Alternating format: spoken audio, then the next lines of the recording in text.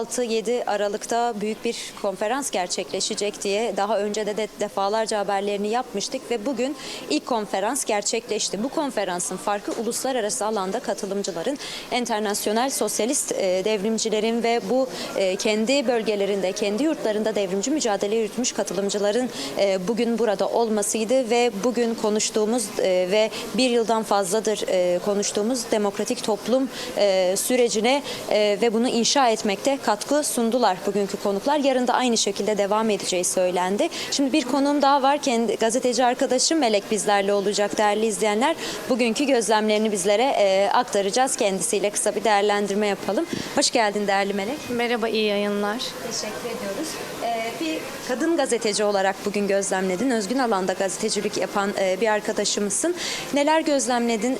Kısaca şunu dinlemek istiyorum. Çünkü belki ilk şuradan başlarız. Ebru Günay'la da görüştük.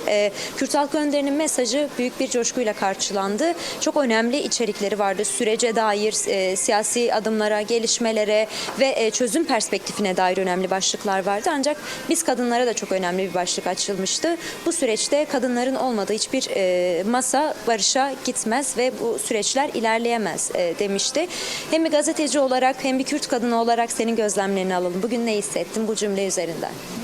Evet, aslında senin de belirttiğin gibi bugün konferansın katılımcılarına baktığımızda çok önemli, çok ciddi isimler vardı. Özellikle Nobel ödüllü yazarlardan akademisyenlere kadar birçok konuk vardı ve bu konukların aslında birçoğunda özellikle kadın katılımcılarda kadın vurgusu öne çıkmıştı. Tabii öncelikle Kürt Halk Önderi Abdullah Öcalan'ın gönderdiği mesaj salonda büyük bir coşkuyla karşılandı. Yani zaten birçok konferansa, çalıştaya bu gibi mesajlar daha önce sık sık gönderilmişti ve bugün de aslında buradaki kitle, özellikle basın olarak bütün herkes bir mesaj gelecek mi, bir mesaj, bir değerlendirme gelecek mi diye bekleyiş içerisindeydi. Çünkü hatırlarsınız ki Meclis Komisyonu resmi olarak İmralı Adası'na bir ziyaret gerçekleştirdi ve bu ziyaret de büyük bir beklentiye girdi halkta, toplumda ve ziyaretin ardından böyle kapsamlı bir konferansa, kapsamlı bir mesajın gelmesi açıkçası basın tarafından da ilgiyle izlendi. Bizler tarafından da öyleydi.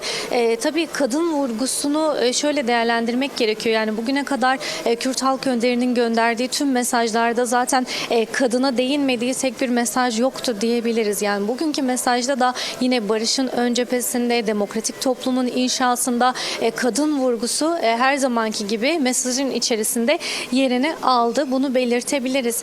Tabii yanı sıra kadın vurgusunun yanında bir süreç işletiliyor Türkiye'de ama aslında bu sürece yönelik de mesajları yer alıyordu. Özellikle son süreçte demokratik entegrasyonun tartışıldığı, uluslararası bu yeni yasa yapım süreçlerinin ele alındığı, komisyonda öneri ve görüşlerin tartışıldığı bir süreçte aslında bir hukuki yol haritası diyebileceğimiz 3 başlıkta da mesajlar gönderdi Kürt Halk Önderi bu mesajında.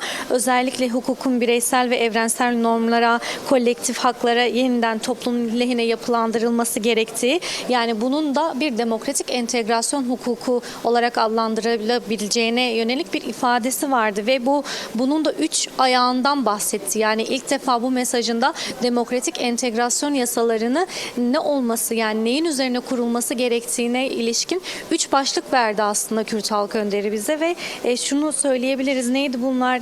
Yani baktığımızda bu 3 temel ilkeden özgür yurttaş yasasından bahsetti, barış ve demokratik toplum yasalarından bahsetti ve özgürlük yasalarından bahsetti.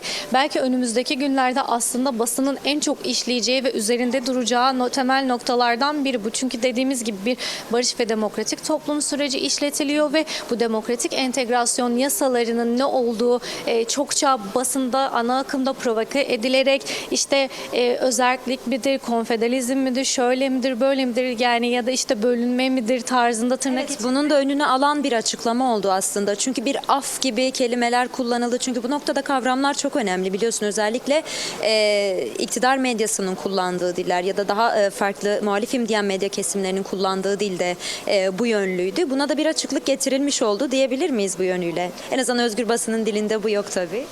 Evet, aslında tam da bunu söylemeye çalışıyorum. Çünkü bu demokratik entegrasyon entegrasyonun içinin hani o kavramlarla oynama, yani ana akım ve muhalif de diyebileceğimiz ama aslında barış dilini oluşturmayan medyanın önünü bugün kesildiğini söyleyebiliriz. Yani şu şekilde aslında ne demek istenildiği, özgürlük ve toplum yasalarının neyi gerektirdiği, belki de önümüzdeki süreçlerde bu görüşmeler tabii ki devam edecek ve bu üç temel sac ayağının belki de daha çok şekilleneceği bir süreç önümüzde duruyor ve bu başlıkların da aslında ileriki süreçlerde tek tek açılabileceğini de düşünüyoruz. Çünkü her mesajında daha derinlikli, daha kapsayıcı ve adım adım, aşama aşama aktaran bir mesaj ve görüşme trafiği görüyoruz.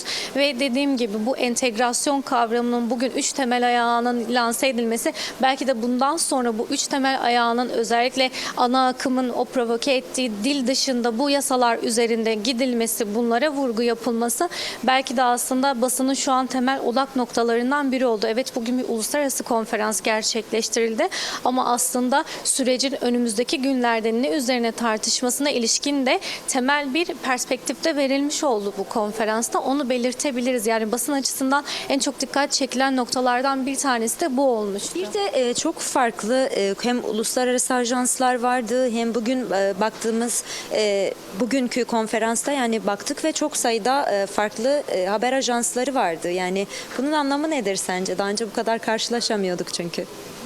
Evet, doğrudur. Yani bugünkü konferanstan başta da söylediğim gibi Nobel ödüllü yazarlardan akademisyenlere ve birçok isim katıldı konferansa ve ilgiyle izlendi. Çünkü yani aslında belki bölgede bu tarz bir konferans ilk kez yapıldı bile diyebiliriz. Hani uluslararası alanda farklı mecralarda yapılıyor olabilir ama burada işte Orta Doğu bağlamında, bölge bağlamında, özellikle 3. Dünya Savaşı'nın konuşulduğu bir dönemde barışın ve demokrasinin bu tarz isimlerle konuşulması bütün basının ilgisini çekti ve ne söyleyecekler, ne düşünüyorlar üzerinden basında birçok soru yöneltti. Yani her noktada neredeyse konferans salonunda, ki yarın da devam edecek bu konferans, her noktada basın röportajlarını aldı, sorularını yöneltti. Özellikle ulus devlete ilişkin, kapitalizme ilişkin, işte solun yapısındaki işte tıkanmalar, işte nasıl bir araya gelinmesi, internasyonel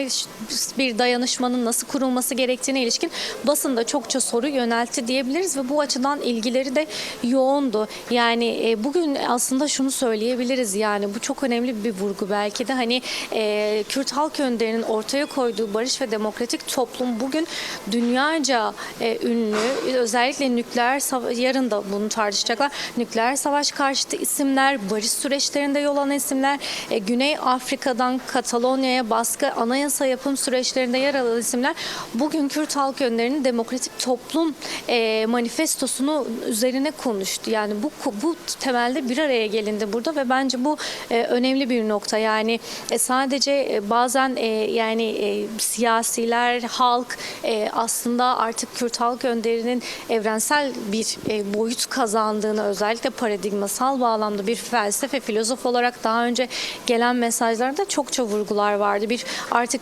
lider dışında bir filozof vasfı yüklenmişti ve bir tanım vardı ve aslında bugün bu isimlerin bunları konuşması bir noktada yani o filozof kimliğini ve evrenselleşme kimliğini de tekrar gösterdi diyebiliriz. Yani böyle bir okuma da yapılabilir diye düşünüyorum. Çok teşekkür ederim Melek, katkılarından dolayı. Yarın da takip ediyor olacağız diyelim. Teşekkürler. İyi yayınlar. Evet değerli izleyenler, gazeteci arkadaşımız değerli Melek de aktardı. Bugünkü konferansta kendisinin gözlemlediği ve öne çıkan başlıkları değerlendirdi. Çok önemli bir noktaya değindi. Evet, bugün farklı ülkelerden, başta da söyledik, özellikle devrim mücadelesi yürüten farklı ülkelerdeki akademisyenler ve bununla birlikte entelektüeller, siyasiler katıldı bugün. Belki şu açıdan bir önem atfedebiliriz bugüne, çünkü bugünkü söylem dilinde de bu vurgu vardı. Kürdistan ve Türkiye'de yürütülen barış ve demokratik toplum süreci sadece burayı değil, yani bu coğrafyayı değil, aynı zamanda beraberinde etrafındaki tüm Orta Doğu'ya çözüm olabilecek, ışık tutabilecek bir perspektife sahip olduğunun altı çizilmişti. Belki onların gözünde de bu konferansın ya da Kürt Halk Önderinin yürüttüğü bu sürecin anlam ve önemine dikkat çeken nokta olarak ekleyebiliriz ve değerlendirebiliriz. Şuradan tekrar ele açarak 3. Dünya Savaşı'nın konuşulduğu ve tüm Orta Doğu'nun yangın yeri olduğu bir süreçte bu coğrafyada barış ihtimalinin konuşulduğuna tanıklık etmiş oluyoruz. Bu yüzden programımızın başında tarihi bir süreç ve konferans diye en azından ilk adımları olarak da belirtmiştik. Hem katılımcılar böyle belirtti hem değerli konuklarımız bu şekilde belirtmişti. Yarın da konferans devam edecek değerli izleyenler. Yine aynı saatte gelişmeleri aktarmaya devam edeceğiz. Şimdilik özel programımızın sonuna geldik. Hoşça kalın.